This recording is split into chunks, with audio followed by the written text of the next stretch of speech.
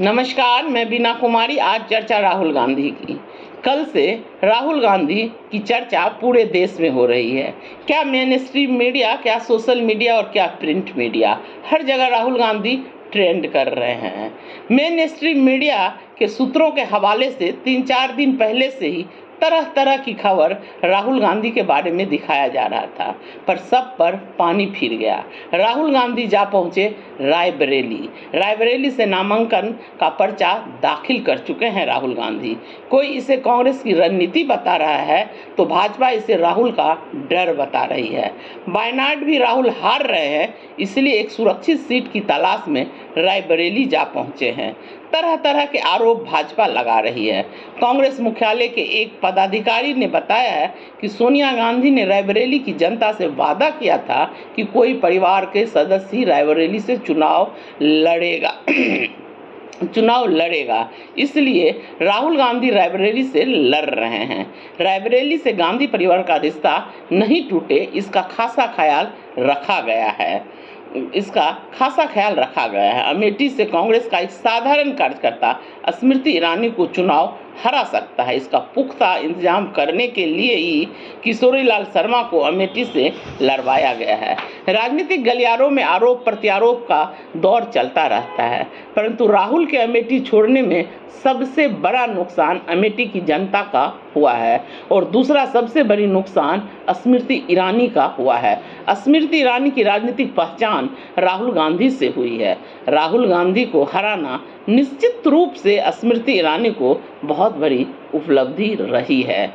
निजी बातचीत से लेकर राजनीतिक भाषण में स्मृति ईरानी राहुल गांधी का नाम लिए बिना नहीं रह पाती थी। हर चर्चा में वो अपना पीठ थपथपाने से नहीं चूकती थी। अब जब राहुल गांधी अमेठी से नहीं लड़ेंगे तो स्वाभाविक है कि अमेठी चुनाव की चर्चा मीडिया में कम होगी। स्वाभाविक है कि स्मृति ईरानी लाइमलाइट से हट जाएगी। जो लोग बिहार की राजनीति को समझते हैं, जानते हैं, उनको बखूबी याद होगा कि 1984 के चुनाव में कर्पूरी ठाकुर को कांग्रेस का एक साधारण नेता रामदेव राय ने हरा दिया था। क्या रामदेव राय का कद कर्पूरी ठाकुर के कद के सामने कहीं ठहर पाया? 2009 के चुनाव में पाटलिपुत्र लोकसभा सीट से लालू प्रसाद यादव को उनके ही अनन्य मित्र रंजन यादव ने हरा दिया। रंजन यादव अपने परिचय में यह बताना नहीं भूलते थे कि उन्होंने ही लालू यादव को हराया है, पर आज रंजन यादव कहाँ हैं, कितनों को पता है। इतिहास इन उदाहरण से भरा पड़ा है। इंदिरा से लेकर अटल बिहारी वाजपेयी, हेमंती नंद बहुगुणा आदि ऐसे नेता रहे हैं जो कभी न कभी चुनाव ऐसे लोगों से हारे हैं जिनका राजनीति में उनके सामने कोई कद नहीं रहा है। हाँ, इतना अवश्य हुआ है कि इन नेताओं को एक पहचान अवश्य मिल गई है। उन्होंने इंदिरा जी को हराया था, अटल जी को हराया था।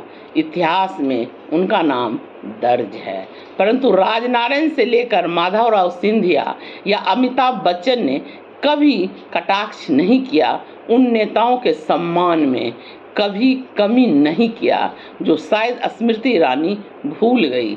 राहुल गांधी पर जितना तीखी और निजी हमला स्मृति ईरानी ने किया है, वो शायद आज की राजनीति की नियति है।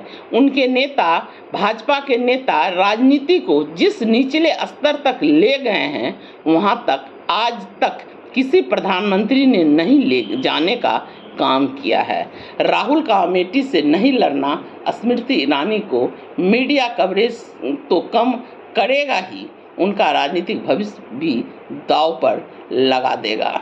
वैसे भी मोदी सरकार में उनके मंत्रालय का कद दिनों दिन छोटा होता जा रहा है। खैर, स्मृति ईरानी आज अमेठी में है, कल सत्ता से हटते ही राजनीतिक परिदृश्य से ही ओझल हो जाएगी। असली नुकसान अमेठी की जनता का हुआ, अमेठी का हुआ। जो अमेठी पूरे देश में चर्चा का विषय बना हुआ रहता था, जिसे वीवीआईपी सीट का तगमा मिला हुआ था, वह उससे छिन गया। क्या यह सच नहीं है कि जो विकास अमेठी में हुआ वह शायद देश में बहुत ही कम संसदीय सीट पर हुआ है? क्या अमेठी में HAL से लेकर ऑर्डिनेंस फैक्ट्री तक बिना गांधी परिवार के प्रतिनिधित्व किए बन जाता? क्या अमेठी में Rajiv Gandhi national aviation institute खुल पाता? क्या अमेठी जिला बन पाता?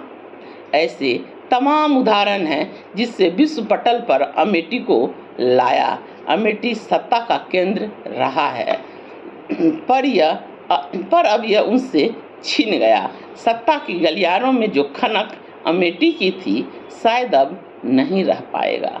परंतु कांग्रेस ने अपने सबसे वफादार किशोरीलाल शर्मा, जो गांधी परिवार के प्रतिनिधि थे, अमेठी और रायबरेली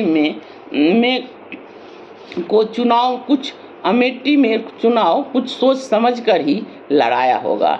निश्चित रूप से किसी राजनीति के तहत लड़वाया होगा। स्मृति ईरानी का क्या है? वो तो एक राजनीतिक पर्यटक है। पर्यटन के बाद वापस अपनी दुनिया में चली जाएगी। हो सकता है इस चुनाव के बाद फिर से गांधी परिवार अमेठी जाए, क्योंकि कोई भी अपने खून पसीने से सींचे हुए बगिया को यूं ही नहीं छोड़ देता है। राहुल गांधी को संभवतः गांधी परिवार के सबसे ज़्यादा गांधी परिवार में सबसे ज़्यादा संघर्ष करना पड़ रहा है। अमेठी उनके साथ खड़ा रहेगा। शायद यही सोचकर किशोरीलाल शर्मा को अमेठी भेजा गया होगा। लड़ाई बड़ी है। अमेठी से लड़ने पर समय देना पड़ता, जिससे पूरे देश को राहुल और प्रियंका समय नहीं दे पाते। हो सकता है यह भी एक कारण हो। नमस्कार।